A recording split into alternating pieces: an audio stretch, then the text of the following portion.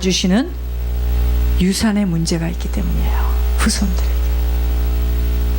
하나님이 죄악된 인생들을 찾아오셔서 하나님은요 자신을 내주셨어요.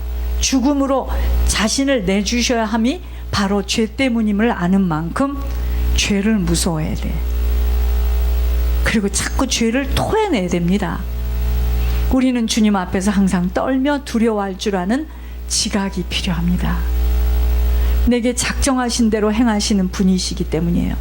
여러분, 하나님 마음이야. 그게 아까 하나님이 하늘에서 하신 말, 토기장. 내가 이정숙이라는 사람을 그러니까 죽음에 입문, 그 사람이 지금 죽음이 거의 왔답니다. 근데 그 사람이 천국 갈지 지옥 갈지 어떻게 될지 모른다 하니까 그 사람은 임종시에 지옥을 갈 수도 있는 사람이라 이거예요. 근데 토기장의 마음이에요. 아버지 마음입니다. 여러분, 하나님 마음이에요. 하나님 왜 저 사람은 저렇게 하고 나는 이런. 그래서 우리 이 다음에 가서 거기 가서 보따리 열고 물어볼 이야기 많아. 여기서는요 우리 생각하고 이해되지 않는 이야기들이 많습니다. 그냥 진도상 넘어가야지. 그걸 왜 그러느냐고 앉아서 묻는다면 철로역정에 나오는 꽃밭에서 친구가 같이 가다가 꽃밭에서 앉아있다가 못 갑니다. 천국에. 여러분, 나의 죄를 토해내야 하며 주님 앞에 서야 합니다. 남편을 주님보다 더 무서워하고 그 남편이 없으면 내가 어찌 살 수 있다라고 하는 부인들은 늘 사단에게 붙들려서 꼼짝을 못하는 자들입니다. 여러분, 그 가정은요 주님이 일으키기 정말 어려운 가정이 되는 것은요 사단의 합법적인 요구 때문이에요. 여러분, 제가 알려드릴게요. 내가 섬기는 것을 무서워하게 돼 있습니다. 아시겠습니까? 내가 무엇을 섬기느냐에 따라서 무서워해요.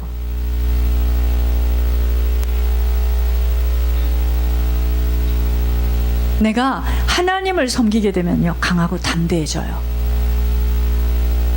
그런데 내가 그 환경이 아니고 그 사람을 무서워하면 나는 그 사람에 대한 그것이 무섭다면 나는 그 사람에게 늘 끌려다닐 수밖에 없어요. 그 가정 못 일어납니다. 아시겠습니까? 그게 왜 그러는 줄 아세요? 확신이 없어서 그래요. 천국에 대한 확신이 없고 살아계신 주님이 살아있다는 확신이 없기 때문이에요.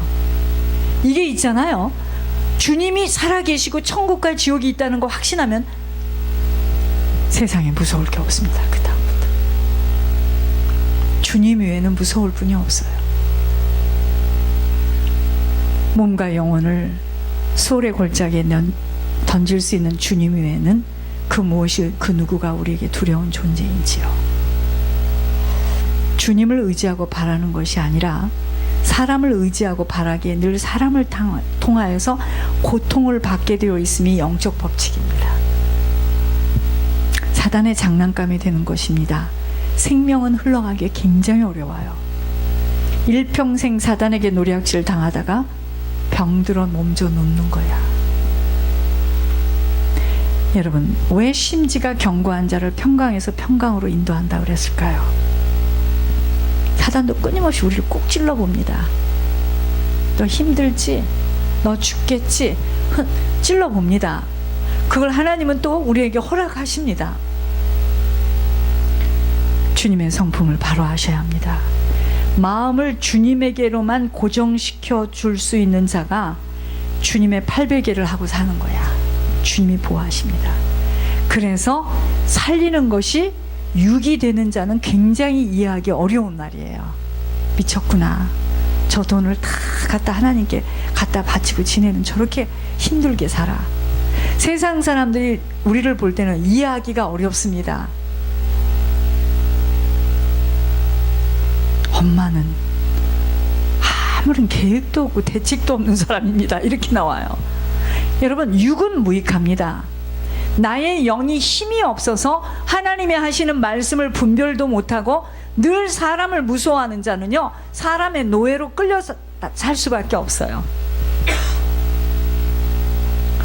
천국 가려면 심지가 견고해야 돼요.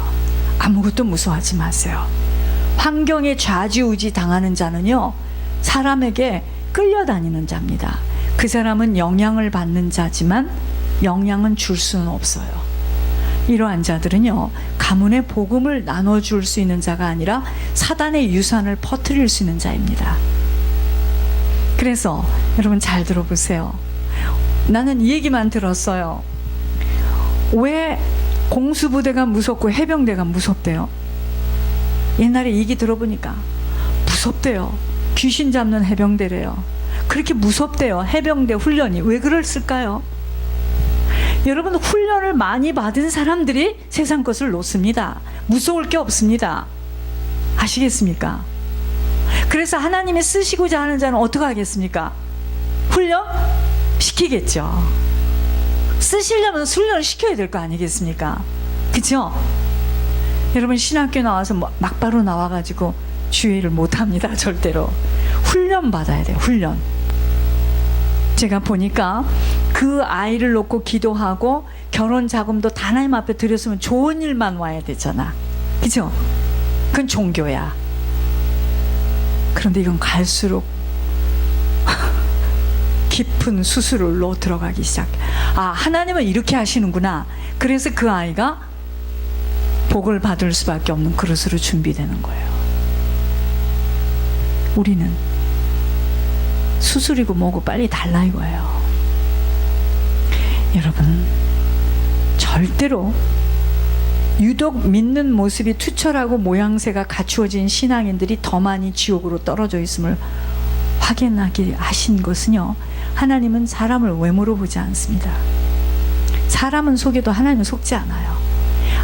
아무리 잘 믿는 척해도 그걸로는 천국 못 갑니다. 신앙은 삶이에요. 말씀대로 순종하며 살아온 열매가 없이는 주님과는 상관없는 인생으로 지옥에 들어간 거야. 철저하게 자신을 낮추고 겸손히 주님의 뜻을 이루기 위하여 힘씀과 애씀의 노력의 인내가 광야길에선 필수입니다. 어떤 말씀이라도 주님에게 순종하는 충성된 자가 천국에서도 주님과 가까운 곳에서 상급을 받고 살아감을 확인하였습니다. 여러분, 말씀드릴게요. 섬김이 없이는 천국 못 갑니다. 섬기려면 어떻게 해야 돼? 내가 없어야 되니 내가 자연히 낮아질 수밖에 없잖아요. 섬김이 아버지의 뜻이기 때문이었습니다. 섬김은 주님의 명령입니다. 섬기는 만큼 하늘의 상급도 쌓여지는 거예요. 섬기려면 뭐가 필요합니까? 인내해야 합니다. 아니, 그렇게 밥 해다 주고 국 끓여다 주고 했는데 갑자기 전화를 해서 막 할 때요, 얼마나 놀랬겠습니까? 하는 나도 놀랬습니다. 근데 하나님 그랬습니다. 이게 훈련이다. 시험지다. 실제적인 시험지가 나가는 거다. 아이고, 그날 대단했습니다. 여러분, 우리는요, 그게 시험이래, 해봐. 자, 시험 이러면 할 것 같죠. 아이고, 이 시험은 아무 때 나오네.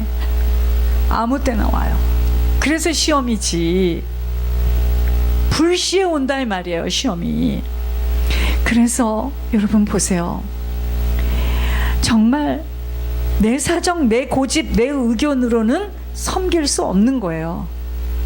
그래서 나를 훈련시키는 온도계가 상대방이에요. 아직 나의 고집과 아직과 편견이 꺾여지지 못한 만큼으로, 내가 주님과의 관계가 바르게 정리되지 못한 만큼은 변화되지 못한 상대를 접하면서 나의 상태를 바로 보실 수 있어야 합니다. 자, 나를 만들어 가시려는 하나님의 의도임을 아시고 죽을 때까지 선택의 의무 속에서 훈련 받으셔야 합니다. 내가 선택했지 누가 선택했습니까? 그죠? 어머니가 선택했습니까? 내가 선택했잖아요. 그러면 선택의 의무 속에서 나는 이제 뭐죠? 과거를 다시 쳐다보지 말고 가야 돼요. 너덜너덜해진 육신의 다름이 끝났다면 상대가 변화되어지든가 아니면 그 상대 데려갑니다. 더 이상은 이곳에 있어야 할 사명이 끝났을 때 데려가십니다. 여러분, 그래서 생사화복은 주님에게 달려 있어요. 고통이라는 것으로 점철되어지게 보이지만 광야길을 나를 다루시어 천국 보내시려고 환경을 통하여 모진 훈련을 받게 하시는 거예요. 응? 물론 여기에는요, 가문의 조상이 지은 열조로 인한 죄의 보응으로 치러야 하는 일들도 포함되어져 있습니다. 자, 다시 말할게요. 그 남편이나 그 부인을 통해서 어마어마하게 훈련받은 사람들, 예를 들어서요, 그거 하나님 갚으세요. 갚으십니다. 갚아요. 그거 나중에요, 하나님 큰 상급으로 갚는 것뿐만 아니라 동역자가 됩니다.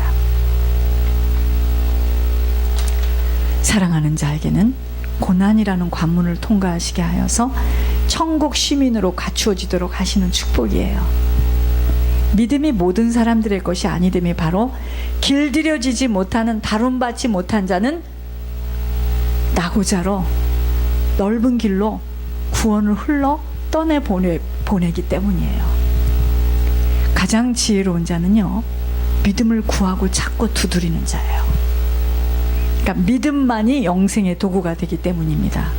주님이 흘려주신 그 보혈을 꼭 붙들고 천국의 소망을 둔 자는 주님 한 분으로 집중하는 자예요. 제가 옛날에 얘기해드렸잖아요. 어떤 사람이 큰 한국의 교회에서 제일로 신앙이 좋은 사람이에요. 이 사람은요, 옛날엔 부흥회 많이 했습니다.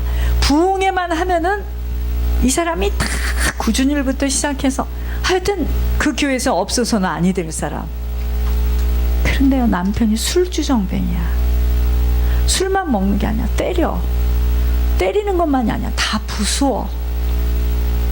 그래서 그 집은 나만 하는 그릇이 없는데, 옛날에는 그 양은으로 돼 있었기 때문에 다 던지고 이래가지고 다 이렇게 그릇들이 다 온전치가 않아. 여러분, 그런 집은 또 애도 많습니다. 지독히 가난해. 그런데 교회에서는 1등 신자예요. 목사님이 저기 부흥회만 오면 이 사람을 손을 들으라 해가지고, 근데 실제 삶은, 근데 이 사람이 어느 날 꿈을 꿨는데요, 죽었어. 꿈에 죽었어. 제가 여러분에게 여러 번 이야기했습니다. 천국문 앞에 딱 갔는데, 꿈에 자기가 죽어가지고 천국문 앞에 갔는데 천사가 너는 못 들어온다 그랬습니다, 천국에. 이 사람이 막 울었어요. 진짜 너무 많이 울어서 벽에가 다 적실 만큼 울었는데, 천국 그 꿈에 자기 뒤에 누가 엎였는데 술 냄새가 아주 고약하게 남편을 등에다 업은 거야.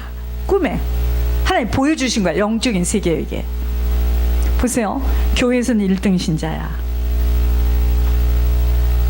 누구든지 부흥에 오면 그 사람을 자랑하는 그 신자가 집에서는 하루가 멀다 하고 얻어 터지고 맞고 술로 애들 학교 못 다니는 거 뭐 말할 것도 없고요.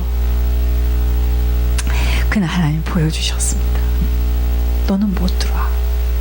그러니까 이게 막 진짜인 줄 알고 너무 울었다는 거야. 내가 못 가면 누가 가냐는 거야. 보세요, 내가 천국 못 가면 누가 가느냐 이거야. 너는 못 가, 못 들어와. 그런데 왜 그 꿈의 그런 영적인 꿈은요, 말을 안 해도 다 이해가 가는 거 있잖아요. 이 술주정뱅이, 이것을 상급으로 줬는데 너는 이것을 늘 부끄러워하고 미워하고 제쳐두고 교회에 와서는 열심히 섬겼다 이거예요. 그 사람이 어쩌겠습니까?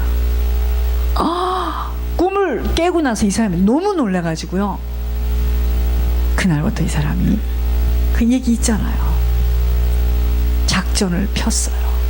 그날도 그런 꿈을 꿨는지 어쨌는지 그날도 여지없이 동네에서 고래고래 소리를 지르고 술을 먹고 갈지자 걸음을 하고 들어와서 으악 해가지고 다 부시고 때리고 던지고. 이 사람이 생각을 했습니다. 술을 먹는 사람은 꼭 친구가 있어요. 술, 도박도 친구가 있고요, 마약도 친구가 있고요, 음란도 다 친구가 있습니다. 그 술주정뱅이의 남편의 친구를 잡은 거야. 내가 오늘은 우리 집에서 상을 내가 뻗쩍지근하게 차릴 테니까 드시고. 여러분, 술 먹는 사람들은 한 곳에서 안 먹습니다. 이거 먹고 또 저기 가서 또 먹고 저기 가서 또 먹고 우리 집에 와서 먹으라고 했어요. 그래가지고 있는 거 없는 거 다 만들어가지고 진짜 왔어. 근데 이 남자는요, 이게 자기 집인지 누구 집인지도 몰라. 코가 비틀어지게 마셨기 때문에. 그날 왔는데 다 엄마가 권사님이 다 따라주고 어서 오세요 이렇게 해가지고 술집처럼 했어요. 그렇게 하기를 며칠을 했는데도 몰라, 이 사람은. 근데 이 사람의 특징이 뭐냐, 술만 깨면은 손이 발이 돼서 빌어요. 난 안 그러려고 했는데 내가 이랬다 하고. 그런데 여전히 해가 뉘엿뉘엿하면은 술을 찾으러 나가는 거예요. 참 하나님이 하시는 일은 신기해요. 이 사람이요, 어느 날, 그러니까 하나님이 역사했어, 이 술주정뱅이 남편한테.